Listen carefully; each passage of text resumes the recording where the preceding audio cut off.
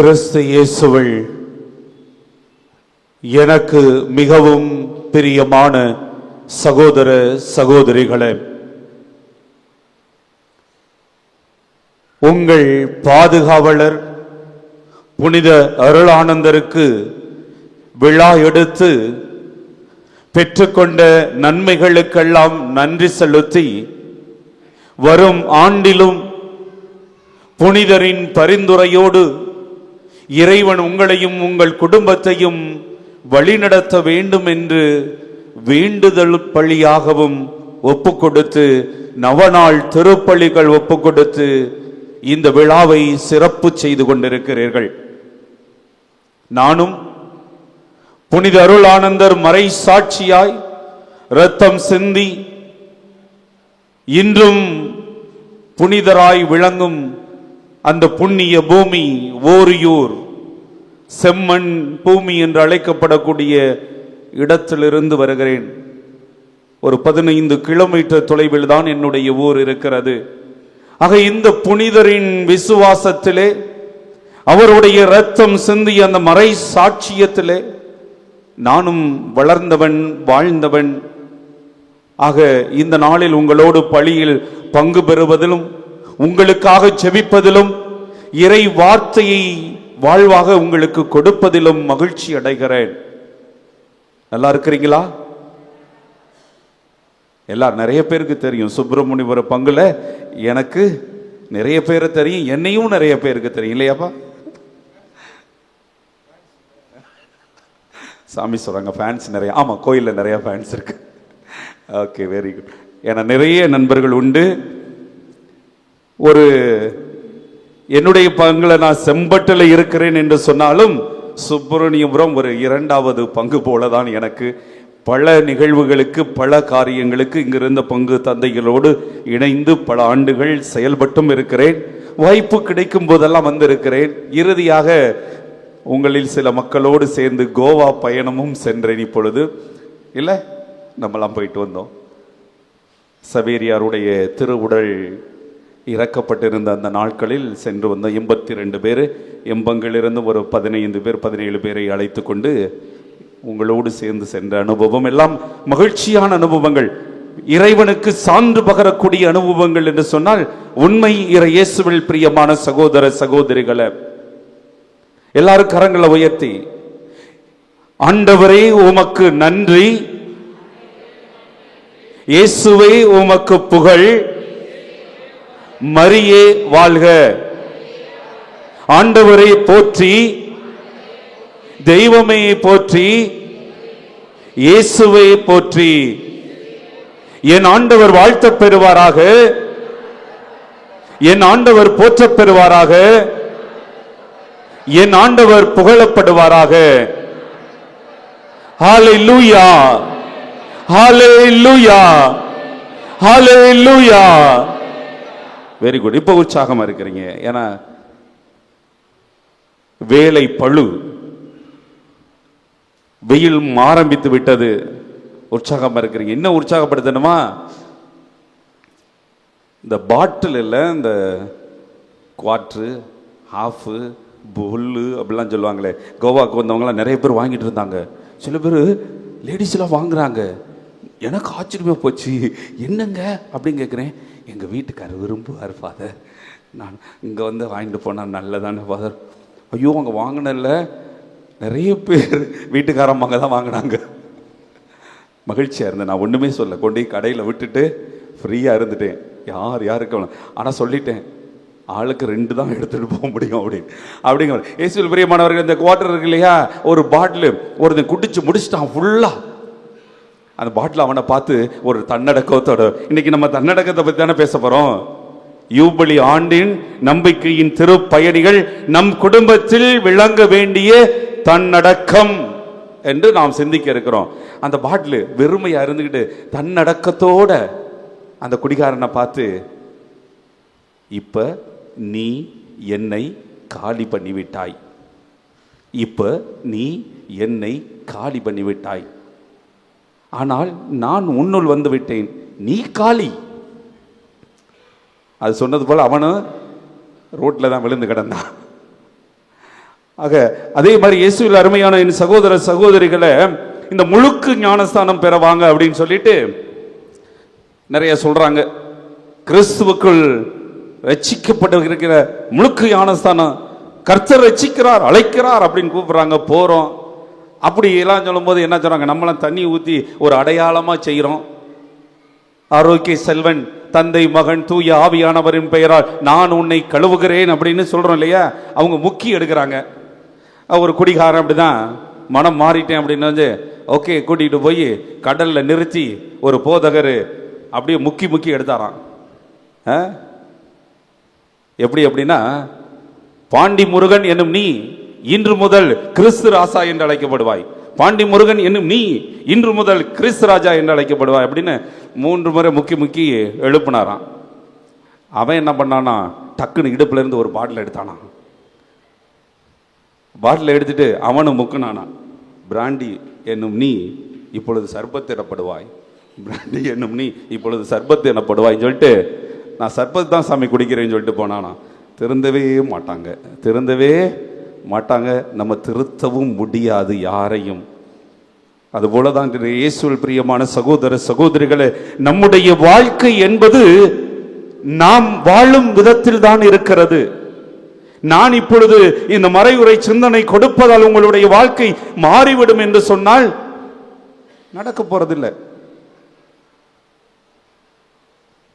நம்ம பிராக்டிக்கலா யோசிக்கணும். அப்படி மறையுரைகளை கேட்டு யாரும் மாறி இருக்கிறார்கள் என்று சொன்னால் அதுவும் இல்லை. பொழுது இல்லை, அவன் பாவம் யாரு பெத்த பிள்ளையோ வந்து கத்திக்கிட்டு இருக்கு, அவன் வேலை அது கத்தட்டும். அப்பதான் 5-10 கிடைக்கும். 4 பேர் பூசை கருத்து எழுதுவாங்க. காணிக்கை எடுக்கும் போது கொஞ்சம் 10 ரூபாய் 20 ரூபாய் 30 ரூபாய் போடும், இப்படிங்கிற மாதிரி போய்விடும். ஆனால் உண்மையான ஒரு மனமாற்றம் என்பது ஒவ்வொருடைய தனி மனித வாழ்க்கையிலும் ஏற்படக்கூடிய ஒன்றாக இருக்க வேண்டும். இறை அனுபவம் பெற வேண்டும், இறை அனுபவம் பெற வேண்டும், தாக்கம் பெற வேண்டும். இயேசுவில் அருமையான என் சகோதர சகோதரிகளை, நாம் அதற்கு பவுலடிகளாரை எடுத்துக்கொள்ளலாம். இறைவன் என்னை தடுத்து ஆட்கொண்டார் என்று மிக அழகாக சொல்லுவார். தன்னுடைய மனமாற்றத்தை பற்றி அப்போஸ்தலர் பணி, திருத்தூதர்கள் பணி புத்தகத்திலே அவர் பேசும் பொழுது 9ஆம் அதிகாரம், 22ஆம் அதிகாரம், 27ஆம் அதிகாரம் ஆகிய இடங்களிலே பேசுவார். ஒவ்வொரு இடத்திலும் பேசும்போது சொல்லுவார், என்னை தடுத்து ஆட்கொண்ட இறைவன் என்று. ஆக எப்பொழுது ஒரு தனி மனிதன், இதை போல நிறைய சொல்லலாம் நாம, எப்பொழுது ஒரு தனி மனிதன் இறைவனால் ஆட்கொள்ளப்படுகிறானோ, இறை அனுபவம் பெறுகிறானோ, அப்பொழுதுதான் அவனிலே உண்மையான மாற்றம் ஏற்படுகிறது. அதுதான் அவனை ஒரு அர்த்தமுள்ள வாழ்வுக்கு, மகிழ்ச்சியான வாழ்வுக்கு இட்டு செல்லும். இயேசுவில் பிரியமான என் சகோதர சகோதரிகளே, இவையெல்லாம் அடையாளங்கள்.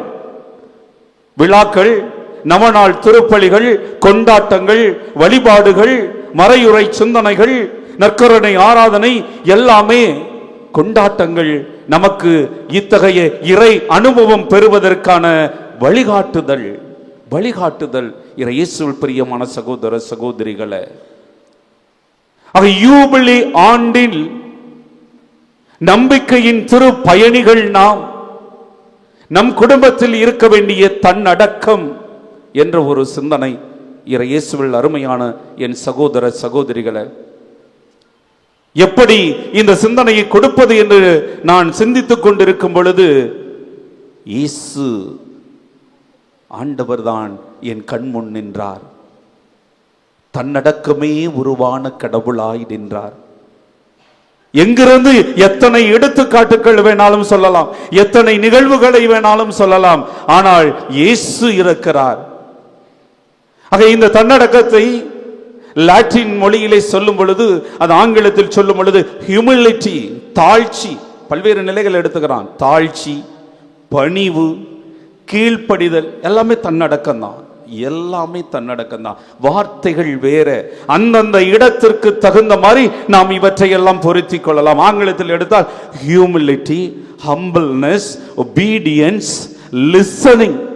லிசனிங் சொன்னா அப்பா சொல்றத அம்மா சொல்றத பொண்ணு கேட்குது அப்படின்னா அங்கே தன்னடக்கம் இருக்கிறது. லிசனிங், கேட்கிறார்கள், சொல்லுவதை கேட்கிறார்கள், கேட்டு சொல்லுவதை செய்கிறார்கள் என்று சொன்னால் அதுவும் தன்னடக்கம் இயேசுவில். ஆக லாட்டின் மொழியிலிருந்து எடுக்கப்பட்டது ஹியூமஸ் என்ற வார்த்தையிலிருந்து வருகிறது இந்த ஹியூமிலிட்டி. ஆங்கில வார்த்தை தன்னடக்கத்திற்கு பொருள்பட கொடுக்கிறது. என்ன? மண்ணை குறிக்கிறது. ஹியூமஸ் என்றால் மண் என்று சொல்லுகிறது. இந்த மண் எதனை குறிக்கிறது? வெறுமையை, ஒன்றுமில்லாமையை குறிக்கிறது. ஆக கடவுளின் பிள்ளைகளாக நாம் நம்முடைய வெறுமையை உணரும் பொழுது, நாம் ஒன்றுமில்லை, பதவிகள், பட்டங்கள், படிப்பு, செல்வங்கள், சொத்து, நம்முடைய வேலை என்று இவற்றையெல்லாம் பெரிதுபடுத்தி நான் பெரியவன் என்று சொன்னால் ஒன்றுமே இல்லை, நான் ஒன்றும் இல்லாதவன், ஒன்றும் இல்லாதவன் என்ற ஒரு நிலையிலே கடவுளின் முன்னிலையில் உங்களை படைத்து நிற்கின்ற அந்த நேரம்தான் தன்னடக்கம் என்பது நம்மிலே ஊற்றெடுக்கிறது. இயேசுவில் அருமையான என் சகோதர சகோதரிகளே, இன்றைய நற்செய்தி வாசகத்தை வாசிக்க கேட்டீர்கள். இன்றைய நற்செய்தி வாசகத்திலே தன்னடக்கம் இருந்ததா? அங்கே கொலை நடக்கிறது. திருமுழுக்கு யோவானுடைய தலை வெட்டப்படுகிறது. வெட்டப்பட்ட தலை தட்டிலே வருகிறது, பரிசாக அளிக்கப்படுகிறது. ஆனால் தன்னடக்கம் இருந்தது. எங்கிருந்தது? ஏரோதியாவின் மகளிடத்தில் இருந்தது. மகளிடத்தில் இருந்தது. அவள் தன்னடக்கம் உடையவளாக நடனமாடி அங்கே கூடியிருந்த அத்தனை அரசவையில் இருந்தவர்களை எல்லாம் மகிழ்விருத்திருந்தாலும் பரிசு என்று சொன்ன பொழுது தன் அடக்கத்தோடு தன் தாயிடம் கேட்கிறார், நான் என்ன கேட்க என்று. ஆனால் இது எதிர்மறையான தன்னடக்கம். Praise the lord, praise the lord. ஆக தன்னடக்கம் என்பது உண்மையிலேயே நம்முடைய வளர்ச்சிக்கு ஒரு காரணியாக இருக்க வேண்டும், நம்முடைய முன்னேற்றத்திற்கு ஒரு காரணமாக இருக்க வேண்டும். நாம் வளர வேண்டும், வாழ்வு பெற வேண்டும், வாழ்வை அழிக்க கூடாது. இங்கே தன்னடக்கம் இருந்தது, ஆனால் ஒருவரின் வாழ்வை அழித்தது. கொலை செயல்படும் நடைபெறும் செயலோ எதிர்மறையானது, மிகவும் எதிர்மறை. உயிர் பறிக்கப்படுகிறது. உயிரை பறிப்பதற்கு இந்த உலகில் யாருக்கும் அதிகாரம் இல்லை. இயேசுவில் அருமையான என் சகோதர சகோதரிகளே, இந்த உயிரை கொடுத்த இறைவனுக்கு மட்டும்தான் இருக்கிறது. அதனால்தான் தற்கொலைகள் செய்து கொள்வது கூட தவறு. ஒருவர் தானாக செய்து கொண்டாலும் அது தவறு. ஏனென்றால் அவன் ஒருவன், தனி ஒருவனும் தன்னுடைய உயிரை மாய்த்துக் கொள்வதற்கு உரிமை இல்லை. கடவுள் கொடுத்தார், கொடையாக கொடுத்தார். என்று வேண்டுமோ அன்று அவர் எடுத்துக்கொள்வார், அழைத்துக் கொள்வார். இயேசுவில் பிரியமான சகோதர சகோதரிகளே, ஆக தன்னடக்கம் இருக்கிறது. திருமுழுக்கு யோவான் தன்னடக்கத்திற்கு ஒரு எடுத்துக்காட்டு. அதுதான் இன்றைய செய்தியாக அமைந்திருக்கிற இயேசு. திருமுழுக்கு யோவான் நேர்மறையான, அவன் என்ன செய்தான்? குற்றத்தை சுட்டி காட்டினான். என்ன செய்தான்? குற்றத்தை, தவறை சுட்டி காட்டினான். சிறையில் அடைக்கப்பட்டான். ஆனாலும் மன்னன் அவர் மீது மதிப்பு கொண்டிருந்தார் என்றெல்லாம் வருகிறது. தலை வெட்டும் போது இயேசுவில் பிரியமான சகோதர சகோதரிகளே, நம்முடைய புனித அருளானந்தரும் தலை வெட்டு என்று கிறிஸ்துவுக்கு சான்று பகர்ந்தார் என்பதை அறிகிறோம். எவ்வாறு திருமுழுக்கு யோவானின் தலை வெட்ட. ஆக நிச்சயமாக அருளானந்தருடைய படங்கள் எல்லாம் பார்த்திருப்பீங்க. ஓரியூருக்கு போகும்போது அவர் குனிந்து முழங்கால் படியிட்டு இருக்க, ஒருவன் வாளோடு நிற்பதாக இருக்கும், வெட்டுவது போல. ஆக தலை நிச்சயமா அது போலதான் திருமுழுக்கு யோவானும் இன்று தலை வெட்டப்பட்டிருக்கலாம். தலையை வெட்டி கொண்டு வா என்று சொன்னால் அடக்கம், தன்னடக்கம், தன் உயிரை பரிசாக கொடுத்து மகிழ்கிறார். எதற்காக? இறைவனுக்காக, தன்னை உருவாக்கிய இறைவனுக்காக, தன்னை அழைத்த இறைவனுக்காக. எந்த ஒரு இறைவனை இந்த உலகுக்கு வெளிப்படுத்துவதற்காக முன்னோடியாக வந்தாரோ அந்த இறைவனுக்காக தன் உயிரை கொடுத்து மகிழ்கிறார். முழுமையான தன்னடக்கம், முழுமையான தன்னடக்கம். இயேசுவில் பிரியமான என் சகோதர சகோதரிகளே, அன்னை மரியாளிடம் இருந்தது தன்னடக்கம். ஆண்டவரின் அடிமை என்று சொன்ன பொழுது அந்த தன்னடக்கம் அவமானம். குழந்தை பெறுவது, கணவனை அறியாமல் குழந்தை பெறுவது சமூகத்திலே ஒரு அவமானம். ஆனால் அதை கடந்து நான் ஆண்டவனின் அடிமை என்று சொன்ன பொழுது அங்கே அவள் தன்னடக்கத்தோடு இறை திட்டத்துக்கு தன்னை அர்ப்பணிக்கின்றாள். இயேசுவில் பிரியமான சகோதர சகோதரிகளே, யூதாஸ் முத்தம் கொடுத்து காட்டி கொடுத்தான். முத்தம் கொடுத்து காட்டி கொடுக்கும் பொழுதும் என்ன சொன்னா? ரபி வாழ்க. அடக்கத்தோடு, ரொம்ப அடக்கத்தோடு புள்ள போய் பாசத்தை பொழிந்து முத்தம் கொடுத்து காட்டி கொடுக்குது. எதிர்மறையான தன்னடக்கம், எதிர்மறையான தன்னடக்கம். பிலாத்து சிலுவையில் அறைய இயேசுவை கையளித்த பின் கை கழுவுறார். இவன் இரத்த பழியில் எனக்கு தன்னடக்கம். அரசன் அடக்கத்தோடு தன்னடக்கத்தோடு செய்கிறார் செயல், ஆனால் எதிர்மறையான தன்னடக்கம். இந்த உலக மீட்பராக மெஸ்ஸியாவாக பிறந்த அந்த ஆண்டவர் இயேசுவை சிலுவையில் கையளிக்கிறான், உயிரை பலியாக்குகிறார். எதிர்மறையான தன்னடக்கம் இயேசுவில் பிரியமான. ஏன் பேதுரு நிறைய எடுக்கலாம் விவிலியத்தில் நாம் வாசிக்கும் பொழுது நிறைய. பேதுரு குளிர் காய்ந்து கொண்டிருக்கின்ற பெண்கள் மத்தியிலே நிற்கும் பொழுது இவனும் இயேசுவோடு ஒருவன் தான் என்று சொன்ன பொழுது தன்னடக்கத்தோடு சொல்லுகிறார். என்ன சொல்றாரு? இவனை எனக்கு தெரியவே தெரியாது. எதிர்மறையான தன்னடக்கம். இதெல்லாம் யோசிச்சு பார்க்கணும். குடும்பத்தில் நடக்குது. நான் இதெல்லாம் என்னடா பைபிளில் நடந்துக்கு சொல்லியிருக்கிறேன், நமக்கு இதுக்கு சம்மந்தம் இல்லை, நம்ம ரொம்ப யோக்கியம் நல்லவன் நினச்சிட்டு இருக்கிறீங்க நிறைய பேர். அப்படி முகத்தில் அப்போ தான் தெரியுது எனக்கு. நிச்சயமா உங்களுக்காகத்தான் சொல்றேன். உங்களை நேரடியாக நான் கதாபாத்திரங்களாக கொண்டு வராமல் விவிலியத்தில் இருக்கின்ற கதாபாத்திரங்களை சொல்லி நாம் எப்படிப்பட்ட ஒரு நிலையிலே குடும்பத்திலே நம்முடைய பங்கு இருக்கின்றது. ஒரு மனைவியாக, பிள்ளைகளுக்கு தாயாக, ஒருவருக்கு மனைவியாக, இல்லை நம்மை பெற்றவர்களுக்கு மகளாக, இல்லை ஆண்களை எடுத்தா ஒரு கணவனாக, ஒரு பிள்ளைகளுக்கு தந்தையாக, இல்லை நம்முடைய உடன் பிறந்த சகோதரர்களுக்கெல்லாம் ஒரு சகோதரனாக, நம்மை பெற்றெடுத்த பெற்றோருக்கும் ஒரு மகனாக, நாம் பெற்றெடுத்த பிள்ளைகளுக்கு தந்தையாக எப்படி குடும்பத்தில் தன்னடக்கத்தோடு இருக்கிறோம் என்பதை சிந்திக்க கடமைப்பட்டிருக்கிறோம். இயேசுவில் அருமையான என் சகோதர சகோதரிகளே, திருக்குறள்ல ஒரு முழு அதிகாரமே இருக்கிறது. 10 குறள்கள் அடங்கியது. அடங்காமை என்று தலைப்புல இருக்கிறது. பிரட்டி பார்த்தேன், கொஞ்சம் அப்படி பிரட்டி பார்த்துக்கிட்டு தான் வந்தேன்.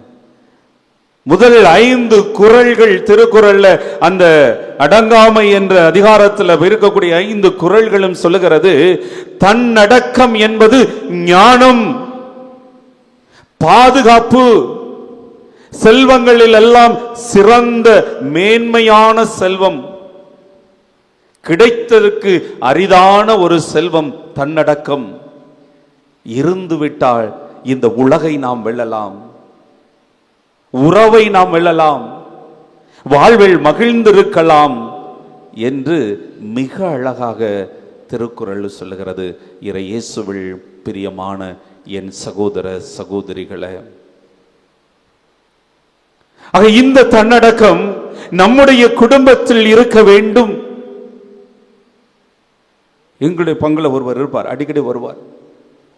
நான் எப்படியெல்லாம் வாழ்ந்தேன் அப்படின்னு சொல்லுவார். அப்படி சொல்லிட்டு இருக்கும்போது, எப்படி ஒரு குடும்பத்தில் பிரச்சனைகள் இல்லாமல் இல்லை, பிரச்சனை இருக்கும், ஆனா அந்த பிரச்சனைகளோடு சந்தோஷமா வாழணும் அப்படின்னா மனைவி சொல்றதுக்கெல்லாம் 2 வார்த்தை தான் சொல்லணும். அப்பனா சந்தோஷமா, ஒன்று சரிமா சாரிமா, சரிமா சாரிமா அடிக்கடி சொல்லுவார் என்கிட்ட. அன்பு சகோதரர் இறந்து விட்டார் ஒரு 2-3 மாதங்களுக்கு முன்னால். அருமையாக சொல்லுவார், இயேசுவில் பிரியமான சகோதர சகோதரிகளே, தன் அடக்கம் என்பது தன்னிலே உருவாகும் ஒரு பண்பு. தன்னிலே உருவாகும் பண்பு. எவன் ஒருவன் தன்னை அறிந்தானோ, தன்னை முழுமையாக அறிய முடிகிறதோ, தன்னை அறிவது என்பது தன்னுடைய பலவீனங்களும் என்ன, தன்னுடைய பலம் என்ன, what is the strength and the weakness. ஆக தன்னை முழுமையாக அறிந்த ஒரு தனி மனிதன் மட்டும்தான் தன் அடக்கம் உடையவனாக இருக்க வேண்டும். அவன் சான்றோர் மத்தியிலே உயர்ந்தவனாய் மதிப்பு பெற்றவனாயும் விளங்குவான் என்பது பொருளாகிறது. ஆக இந்த யூபிலி ஆண்டிலே 2025 ஆண்டிலே இயேசு பிறந்து 2020 ஆண்டுகள் கடந்து நாம் இன்று குடும்பத்தில் இருக்க வேண்டிய ஒரு தலையான பண்பு தன்னடக்கம் என்று சொன்னால், இயேசுவில் பிரியமான சகோதர சகோதரிகளே, ஒரு அருமையான பழமொழி இருக்கிறது. குடும்பத்தில் ஒவ்வொருவரும் குறிப்பறிந்து நடந்து கொண்டால் அந்த குடும்பத்தின் அமைதியை அணுகுண்டாலும் குலைக்க முடியாது என்று சொல்லுவார்கள். இதுதான் தன்னடக்கம். நான் ஒரு கணவன் என்ற ஒரு நிலை, நான் பிள்ளைகளுக்கு தகப்பன் என்ற ஒரு நிலை, நான் என்னை பெற்றவர்களுக்கு ஒரு மகன் என்ற ஒரு நிலை, நான் என்னோடு பிறந்தவர்களுக்கு ஒரு சகோதரன் என்ற நிலை, என்னோடு வாழும் சமூகத்திலே நான் ஒரு உறவினர் என்ற ஒரு நிலை, அதில் என்னுடைய பங்கு என்ன. அதுபோல ஒரு பெண், நான் ஒரு தாய், நான் ஒரு மனைவி, நான் என் பெற்றோருக்கு மகள், நான் என் உடன் பிறந்தவர்களுக்கு ஒரு சகோதரி, உற்றார் உறவினர்களுக்கு உறவின் மதிப்பு என்று ஒவ்வொரு நிலையிலும் குறிப்பறிந்து செயல்படும் பொழுது, அந்த குறிப்பறிந்து செயல்படுதல் என்பதுதான் தன்னடக்கம். ஆக கூடி செவிக்கின்ற குடும்பம் குலையாது. இயேசுவில் பிரியமான சகோதர சகோதரிகளே, அப்படியாக குடும்பத்திலே நம்முடைய பங்கு, நம்முடைய பண்பு, நாம் செய்ய வேண்டியது என்ன என்று உணரும் பொழுது தன்னடக்கம் தானாக வருகிறது என்று சொல்லுகிறார்கள். இதை நாம் திருக்குடும்பத்தில் காண்போம். சூசையப்பர் தன்னடக்கம் உடையவராய், நேர்மையாளராய் எப்படி அந்த குடும்பத்தில் ஒருவராய் இருந்தார். அன்னை மரியாள் கன்னி மரியாளாய், இறைவனின் மாசு மறுவற்றவளாய், தேர்ந்தெடுக்கப்பட்டவளாய், இறை மகனை பெற்றுக் கொடுத்தவளாய், இறை மகனுடைய சிலுவை பாடுகளில் உடன் நின்றவளாய், அந்த ஒரே மகனை சிலுவையில் கையளித்தும் இறந்த மகனை ஒரு வியாகுல தாயாய் தன் மடியில் தாங்கிய பொழுதும் அவள் எவ்வாறு அடக்கத்தோடு தன்னடக்கத்தோடு இருந்தாள் என்றால், இயேசுவில் பிரியமான சகோதர சகோதரிகளே, வேறொன்றும் நமக்கு தேவையில்லை. மூன்றாவதாக இயேசுவில் பிரியமான சகோதர சகோதரிகளே, இயேசு ஆண்டவர் பல்வேறு நிலைகளிலே நமக்கு தன்னடக்கத்தை எடுத்து காட்டுவார். சீடர்கள் எல்லாம் ஓடி வருவாங்க. இயேசுவே, உமது பெயரார் அவர்கள் பேய்களை ஓட்டு, நிறைய நிகழ்வுகளை நான் சொல்ல முடியும். உமது பெயரார் அவர்கள் பேய்களை ஓட்டுகிறார்கள், அவர்களை நாம் உடனே தடுத்து நிறுத்தணும் அப்படின்னா, நல்லது நடக்கட்டும். நமது பெயரால் செய்கிறாங்கன்னா அவர்கள் நமக்கு எதிராக இல்லை. ஆக நலன் வளர்க்கக்கூடிய எந்த ஒரு தன் அடக்கம், யாராவன் ஏண்டா என் பேரை பயன்படுத்துறா, நம்மளாம் அப்படிதான் இருப்போம். இங்க இருக்கக்கூடாது, அங்க இருக்கக்கூடாது. இன்னைக்கு இருக்கக்கூடிய கிறிஸ்தவத்தில் இருக்கக்கூடிய பிரிவினை சகோதர சகோதரிகள்லாம் பார்த்தா அப்படிதான் போட்டி பொறாமை நிறைந்து எவ்வளோ ஓடிக்கொண்டு இருக்கிறது. இயேசுவில் பிரியமான சகோதரர்களே, அதே போல் பிலாத்தின் முன்னிலையில் இயேசு நின்ற பொழுது ஒரு குற்றவாளியாக கைது செய்யப்பட்டு கயிறுகளால் கட்டப்பட்டு நீ அரசனா என்ற பொழுது அது நீ சொல்லும் வார்த்தை தன்னடக்கம். கன்னத்தில் அறைந்த பொழுது ஏன் என்னை அறைகிறாய் என்று கேட்டா தன்னடக்கம். திரும்பி அறையல. சிலுவையில் அறைந்த பொழுது தன் இரு கரங்களை விரித்து கொடுத்தார், மகிழ்ச்சியாக விரித்து கொடுத்தார். தன்னடக்கம் எங்க இல்லை. காணா ஒரு திருமணத்திலே மரியாள் ரசம் தீர்ந்து விட்டது என்று சொன்ன பொழுது தன்னடக்கம் எல்லா இடத்திலும் வெளிப்படுகிறது. இயேசுவில் பிரியமான சகோதர சகோதரிகளே, பேய்களின் தலைவன் பெயில் சபலை கொண்டு இவன் பேய்களை ஓட்டுகிறான் என்று இவர் மேல் குற்றப்பழி சுமத்திய பொழுதும் தன்னடக்கம். விளக்கம் சொல்லுகிறார். எப்படி ஒரு அரசு இன்னொரு அரசுக்கு எதிராக, ஒரு அரசு தன்னுடைய அரசுக்கு எதிராக தோன்றால் அது வளருமா என்று கேட்கிறார். தன்னுடைய சீடர்களுக்கும் கற்றுத்தருகிறார். மார்க் நற்செய்தி 9ஆம் அதிகாரம், மத்தேயு நற்செய்தி 19, இதில் ஒவ்வொரு இடத்திலையும் லூக்கா நற்செய்தி 14ஆம் அதிகாரம் இடங்கள் எல்லாம் தெளிவாக சொல்ல, தன்னைத்தானே தாழ்த்துவோர் உயர்த்த பெறுவர். தன்னைத்தானே தாழ்த்துவோர் உயர்த்த பெறுவர். அதற்கு மிக அருமையான ஒரு எடுத்துக்காட்டையும் குழந்தையை முன்னிலையை நிறுத்தி இக்குழந்தைகளில் ஏற்றுக்கொள்பவர் என்னையே ஏற்றுக்கொள்கிறார். உங்களில் ஒருவர் பெரியவராக இருக்க விரும்பினால் சிறியவராக, உங்களில் ஒருவர் முதலாளியா இருக்கணும், முதல்வரா இருக்க விரும்பினால் எல்லாரிலும் கடைசியா இருக்கட்டும், செல்வரா இருக்க விரும்பினால் ஏழையா இருக்கட்டும், எல்லாருக்கும் தொண்டராய் இருக்கட்டும் என்று பல்வேறு நிலைகளில் தன்னடக்கத்தை நமக்கு மிக தெளிவாக எடுத்து காட்டுகிறார். ஆக தன்னடக்கமே உருவான கடவுள், தாழ்ச்சியே உருவான கடவுள்.